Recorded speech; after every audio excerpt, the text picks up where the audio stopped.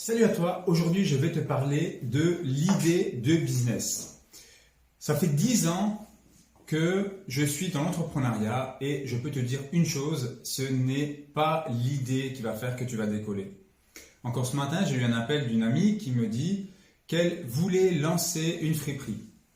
Est-ce que c'est une bonne idée? En réalité, ce n'est pas ce qu'il faut voir en premier, c'est est-ce que tu as le mindset pour mettre en avant, pour développer ton entreprise. Pendant longtemps, j'ai cherché la bonne idée, l'idée du siècle, l'innovation, le truc qui n'existe pas, le truc qui allait marcher, qui allait me rendre millionnaire. En réalité, c'est complètement faux. Ça n'a strictement rien à voir avec ça. Bien sûr, si tu essaies de vendre des glaçons à un Esquimau, ça ne marchera pas. Ça, c'est une certitude.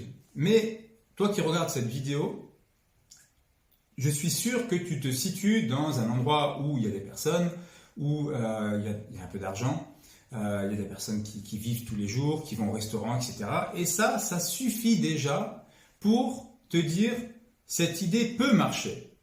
Alors attention, ce n'est pas parce que tu te dis que ça peut marcher que ça va marcher. La chose à retenir, c'est que ton état d'esprit, ce que tu as dans la tête, va jouer pour au minimum 70% de la réussite de ton entreprise.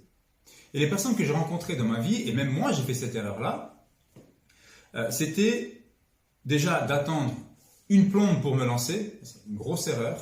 N'essaie jamais de te lancer une fois que tu sois, en attendant que tu sois prête à 100%, c'est impossible. Tu ne peux pas te dire j'attends la perfection, j'attends que tout soit aligné, etc. pour lancer mon business. Ça ne marche pas. Lance-toi quand tu es déjà prêt à 60-70%. Et une fois que tu as ça, c'est là la difficulté où elle démarre. Moi, je me souviens, la première entreprise que j'ai lancée, qui a duré 1 an et demi, j'ai fait exactement cette erreur-là. J'ai lancé avec un concept incroyable, c'était génial, ça s'appelait Mon Flashback à l'époque. C'était un patrimoine sentimental, c'est-à-dire que les personnes, elles pouvaient mettre tous leurs souvenirs, c'était il y a une dizaine d'années, dans un site internet, des photos, des vidéos, leurs dernières lettres, leurs dernières vidéos, etc. Et une fois qu'elles n'étaient plus là, elles pouvaient transmettre ça comme une maison, mais sauf que c'est par rapport à des souvenirs. Donc j'ai lancé, c'était vraiment top dans ma tête, j'étais motivé, sauf que au bout d'1 mois, j'ai fait 0. Au bout de 2 mois, j'ai fait 0. Au bout de 3 mois, j'ai fait 0. Et je me suis dit, mais est-ce que l'idée est bonne? Est-ce que au final, c'est pas un problème de marché? Est-ce que c'est pas un problème d'argent? Non, ça n'avait rien à voir en fait. La seule chose qui était importante, c'était comment je vivais le business. Et quand j'étais dans cette entreprise-là, je me disais, il y a peut-être quelqu'un qui va venir toquer à ma porte et qui va me dire, waouh, mais tu as une idée incroyable. Est-ce que tu veux faire un partenariat? Est-ce que tu veux que je te paye pour ton idée? J'ai attendu 1 an et demi pour rien. Et au final, ce qui s'est passé, c'est que j'ai fait 0 € de chiffre d'affaires. 0 €. Et pourtant, j'avais une super idée.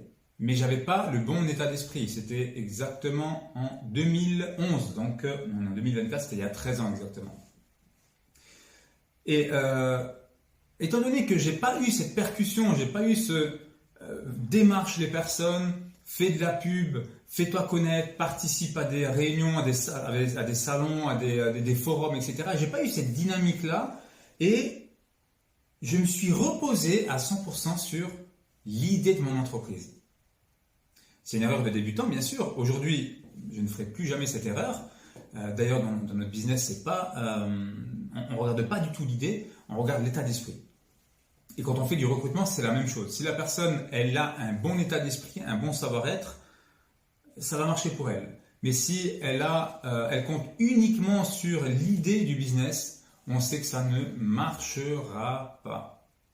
Donc, il n'y a pas de secret. Il n'y a aucun secret. Il n'y a pas de bonne idée, de mauvaise idée. Il y a des meilleures idées, des bonnes, des moyennes, mais il n'y a pas de mauvaises idées. Donc, enlève-toi ça de la tête. Une fois que tu auras compris ça, il faudra que tu comprennes qu'il faut de la patience. Aujourd'hui, 2024, on vit dans la société de je veux tout maintenant. Tout doit marcher maintenant. C'est pour ça qu'il n'y a pas beaucoup de personnes qui réussissent en entrepreneuriat. C'est parce que on veut des chiffres tout de suite. Au bout d'un mois, on veut faire de l'argent. Au bout de 6 mois, on veut faire de l'argent. Pourquoi? Parce que, à force de regarder des vidéos YouTube de personnes qui ont réussi, on se dit, mais moi aussi je peux réussir. Mais on ne sait pas le travail qu'il y a derrière. Et mettons en tête l'idée de l'arbre. Qu'est-ce que l'idée de l'arbre? C'est un arbre ne pousse pas en un mois ou 2 mois, sauf le bambou qui a une croissance exceptionnelle, mais on n'est pas tous des bambous. Pense à planter un arbre. Une fois que tu l'auras planté, déjà choisis le bon terrain, et une fois que tu l'as planté, arrose cette graine. 1 fois, 2 fois, 3 fois, 100 fois, 200 fois, 400 fois, etc. Et c'est là le secret de la réussite, c'est l'arrosage continu. Et même si tu as des galères, même si tu es en souffrance, si tu arrives à surmonter ces souffrances-là, tu y arriveras. Il n'y a aucune raison que la graine ne pousse pas. Et cette graine, protège-la. Si tu as des personnes autour de toi, parasites, qui te disent « Mais pourquoi tu fais ça? Si ça marchait, il y a d'autres personnes qui auraient réussi à faire développer ce business-là. » Ça ne sert à rien ce que tu fais. Tu n'as pas d'expérience, tu n'as pas d'argent, tu ne réussiras pas parce que c'est trop difficile. Toutes les personnes qui ouvrent une boîte que j'entends, elles ont fait faillite. Si tu écoutes ces personnes-là, autant que tu arrêtes. Que tu ailles sur le site du gouvernement, tu fermes ta boîte, on n'en parle plus. Donc, une des choses qui est importante à garder, c'est entoure-toi des bonnes personnes. Ne demande pas l'avis à ton entourage qui est dans le salariat ou qui ne comprend pas, qui n'a pas les notions de l'investissement. Va sur LinkedIn, ajoute des personnes qui sont dans le business, qui sont dans l'entrepreneuriat, qui ont un bon état d'esprit et inspire-toi de ces personnes. Écris-leur s'il faut. Fais des calls s'il faut. Appelle. Il faut que tu grandisses pour faire grandir ton business. Une fois que tu auras compris ça, tout sera beaucoup plus simple. Bon courage et bon travail à toi.